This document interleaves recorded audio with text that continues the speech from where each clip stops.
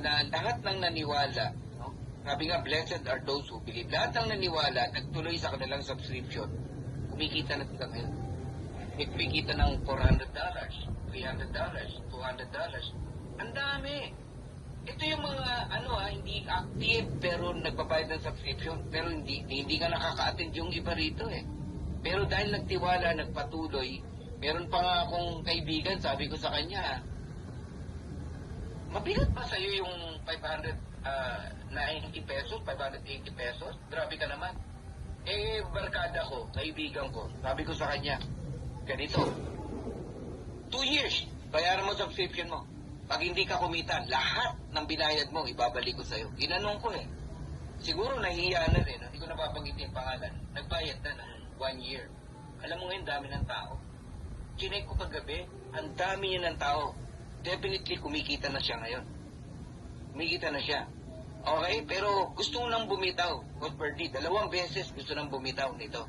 Okay? Siguro naiinip. Unang-una, wala namang ginagawa, kaya naiinip. Eh, isipin mo kung bumitaw yun. God Janet, baka 2-0 siya.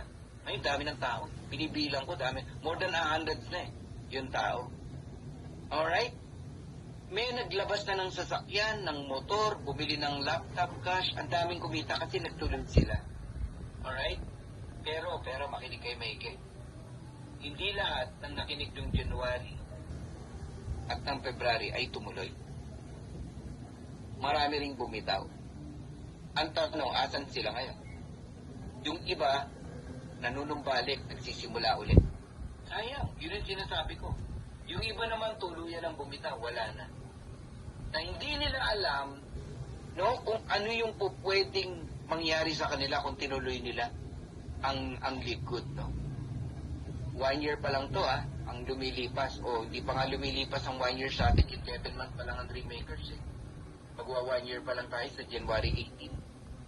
Isipin mo, pag nag 2 years na yan, dyan tayo magkakagulatan.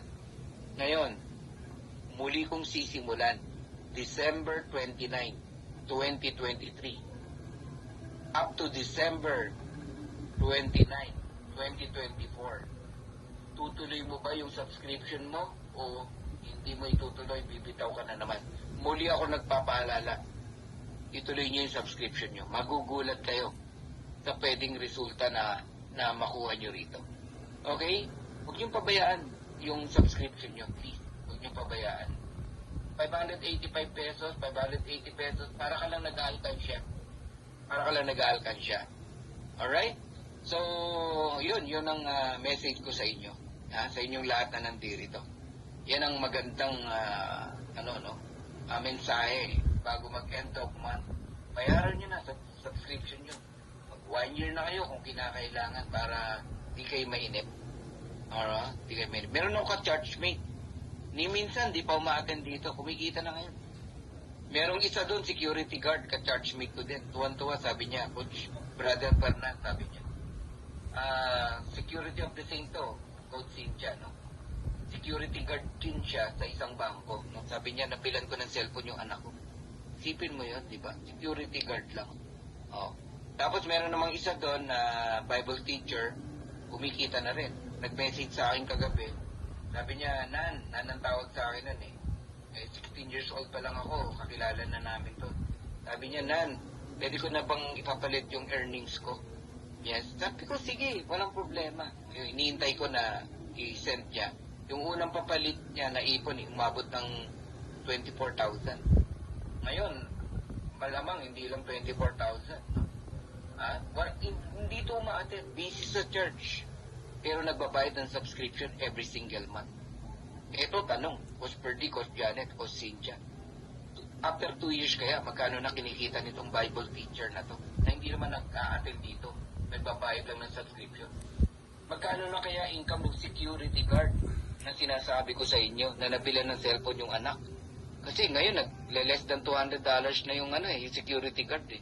Magkano yan after 2 years? Nagigets niyo po? Kaya kayong lahat na nakikinig dito, huwag niyong pabayaan subscription niyo.